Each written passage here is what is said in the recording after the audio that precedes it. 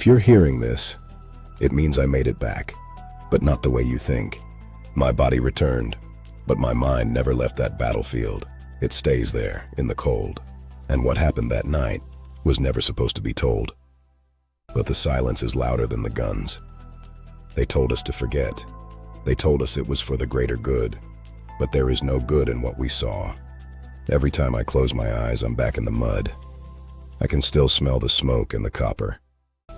I brought back souvenirs, not medals, but a weight that doesn't let me breathe. Don't look for the hero they promised you. He didn't make it off that ridge.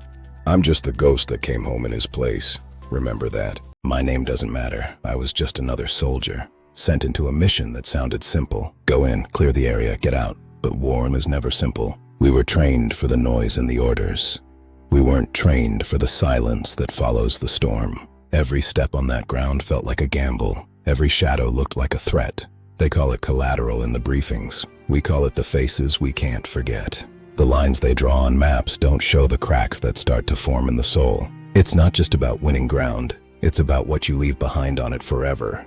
When the dust finally settles, you realize you're not the person who stepped off that transport. Simple missions are for the history books.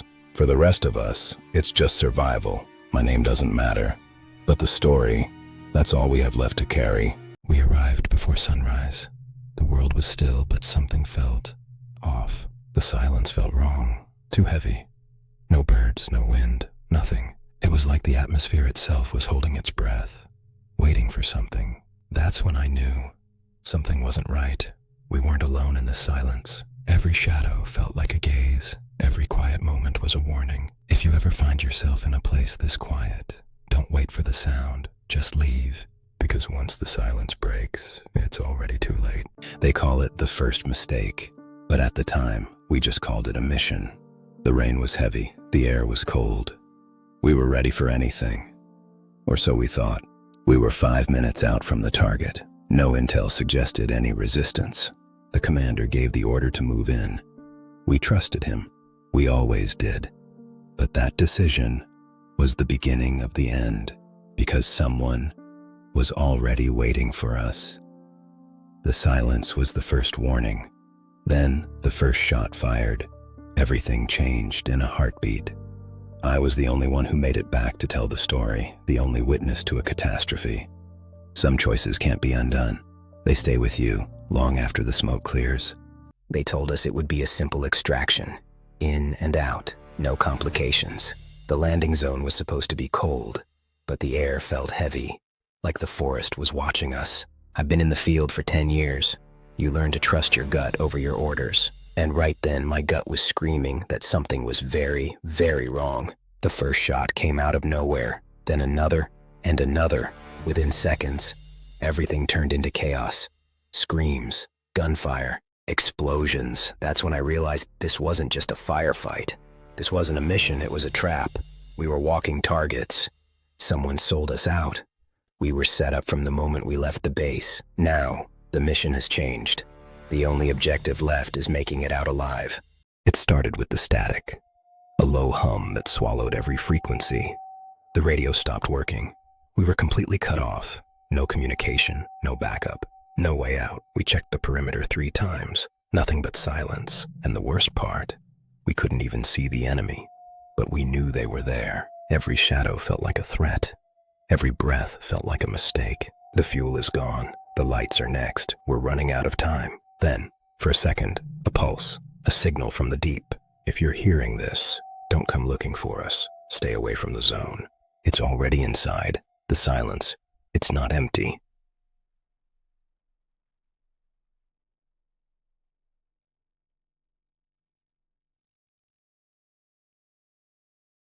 They say war is about strategy and territory, but for those of us who were there, it's about something much deeper. It starts with the men beside you, the brothers you'd do anything for. Then comes the reality, the dust, the noise, and the weight of the gear. You think you're prepared for it.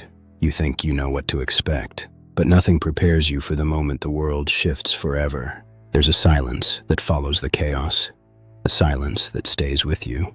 I watched my friends fall, one by one. Men I had known for years, gone in seconds. And in that moment, I understood something. No one leaves war the same.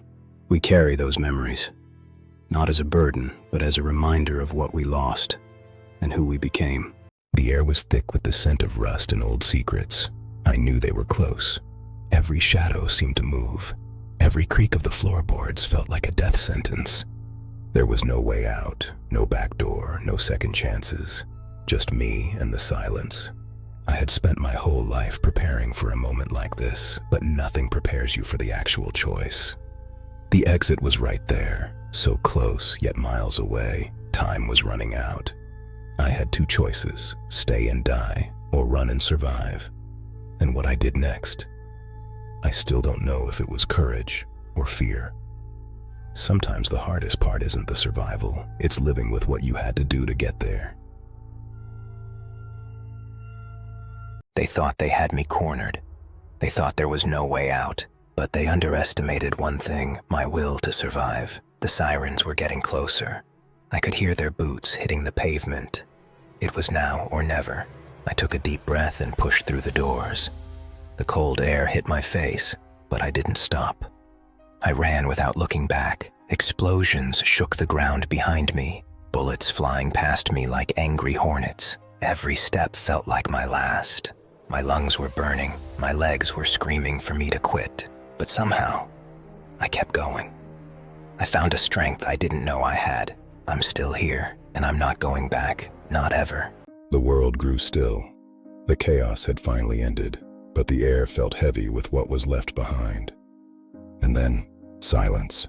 Everything stopped. No gunfire, no voices. The world held its breath. The noise that had defined the last few hours was gone, replaced by a void. Just me and the emptiness. It's funny how loud the silence can be when you're all that's left. Every shadow seemed to tell a story of what was lost. Every corner echoed with the memory of the noise.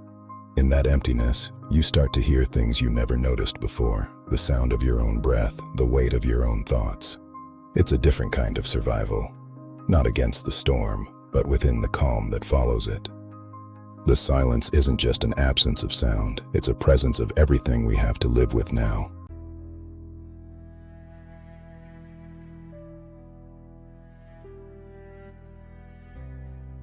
They say I survived, that I'm one of the few who did.